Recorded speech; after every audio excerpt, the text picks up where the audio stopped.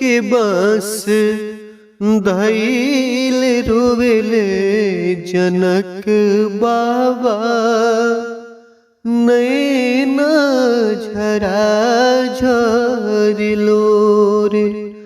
आहे मड़ावा के बांस धैल रोवेले जनक बाबा, नैना झरा झरिलो रे।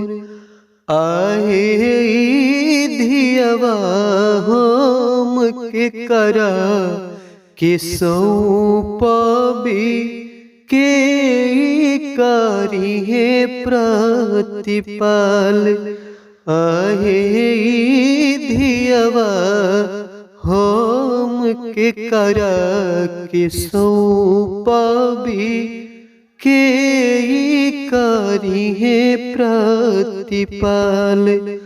आहे दुआरा से बोलाले समधि दशरथ समधि, सुनी समधि जिया जो हमारे।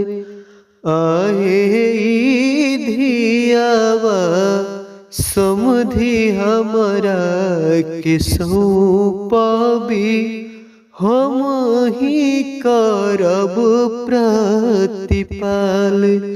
अरे धियावा समधि जी हमारा के सौंपबी, हम ही करब प्रतिपाल। अरे बीचे आंगना वा मेरो वेली सुने न माई।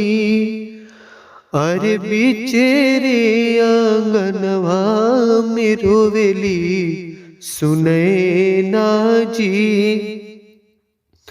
नैना झरा झरिलो रे।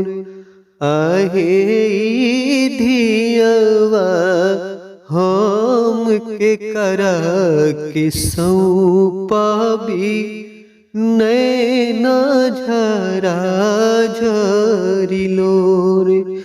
अरे धियवा हम के करा के सौंपबी, के करी है प्रतिपाल। आहे दोनों कार जोरी बोलले राम ऐसन दुल्हा हो। अरे जनी रोई सासू जी हमारे। आहे दोनों कारी जोर बोलले दुल्हा श्री राम दुल्हा, मानवा में मने मुस्काय। आहे धियावा सासु हमरा के सौंपबी, हम ही करब प्रतिपाल। आहे रोई रोई बोलेली मैया, सुने ना जी सुन बबुआ रज हमारे।